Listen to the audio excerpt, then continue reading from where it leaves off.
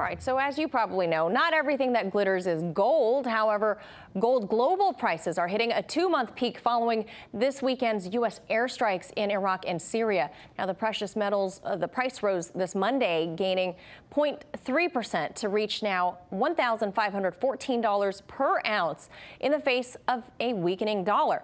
As global economic growth concerns continue, news from the trade front with China seems to be giving traders some confidence and some momentum. China's Commerce Ministry on Sunday said it, quote, says proactively dealt with trade frictions with the U.S. this year. So how will the trade war play out for gold and the weakening U.S. dollar? Joining us to dive right in, Peter Schiff. He's the CEO, founder of Euro-Pacific Capital. Peter, good to see you as always. So gold has gained about 18% in just 2019 alone, on the back of global recessionary fears that have been triggered, by these long, drawn-out resolutions between the U.S. and China. What does this projection say for gold, and why is it considered such a safe investment for, times of global geopolitical economic uncertainty? Well, first of all, I think gold should have gone up a lot more than 18% this year. The reason the U.S. stock market went up this year is because the Fed surprised everybody by doing exactly what I'd been predicting they would do. They aborted their feigned attempt to normalize interest rates and shrink their balance sheet. They went back to rate cuts and quantitative easing. This is extremely bullish for gold. Gold should have been up a lot more. It wasn't, but it's going to catch up. I think over the next several years, probably next year in particular, but for many more years after that, gold is going to be one of the best performing asset classes, if not the best performing asset class on the planet. Wow, so 18% was a low number for you. Do you think we'll see a continuation of gold prices rising? Is it safe to say it's going to continue for gold as well as maybe even other precious metals? Well, absolutely. First of all, the U.S. dollar was relatively flat this year, yet gold still managed an 18% gain.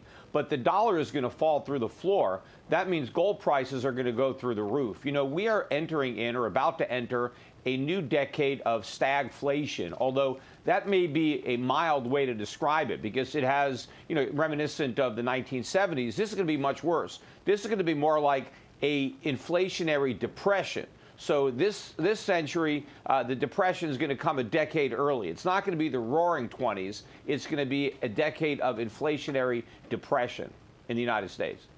And now, Peter, there has not yet been any official draft of this U.S.-China trade agreement so far, but the Chinese Vice Premier Liu He is going to be visiting Washington this week to sign something of a pact. We don't know all the details yet.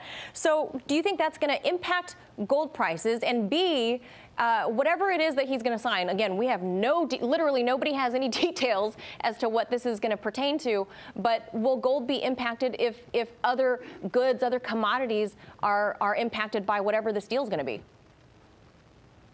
Well, I don't think so. I mean, the price of gold is going up regardless of what happens with the sideshow on this trade deal or non-trade deal. The dollar is going to go down. I mean, that's something that's going to happen. That's going to be very bullish for gold and commodities in general. I think all commodity prices are going up.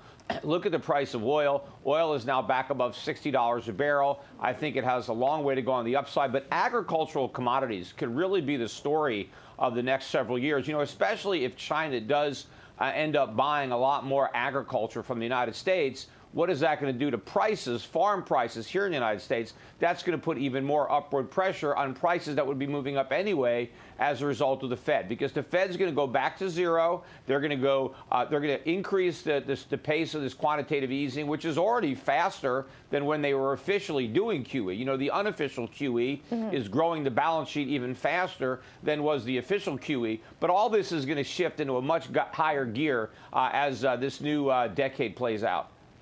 And last, Peter, there are analysts that say something about the impact, the psychological impact of gold reaching $1,500.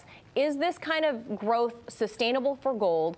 And how does that? What are your predictions, I guess, for 2020 in the U.S. overall in the economy? Well, the U.S. economy, again, is going to be slow. We could easily be in a recession. Inflation is going to be higher than what people believe, particularly the Fed. Fed's not going to do anything about it. So we're going to have higher inflation. We're going to have slower growth. I think that we could see a push up in long-term interest rates as the dollar really starts to weaken, and that destroys the international appetite for U.S. dollar-denominated debt. So if you have higher consumer prices and higher interest rates, that's a negative for the economy, but it's a positive for gold because the Fed is going to try to rescue the economy by printing even more money, and all that's going to do is stoke the inflationary fire. So I think, we're going to see a big up move, not just in 2020, but probably for the remainder of this decade. You're going to see the type of move we had in the first decade of this century. Remember, gold did really well from 2001 to 2010 timeframe. And so in the teens, gold really treaded water.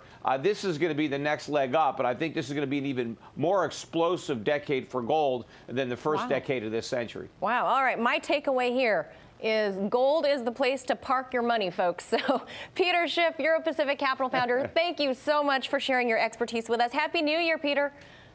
Yes. Happy New Year to you. Hey YouTube, thanks for checking out our channel. We hope you enjoyed the video. We have tons of content for you just like this. For more of RT America's one-of-a-kind news and analysis, be sure to subscribe and never stop questioning more.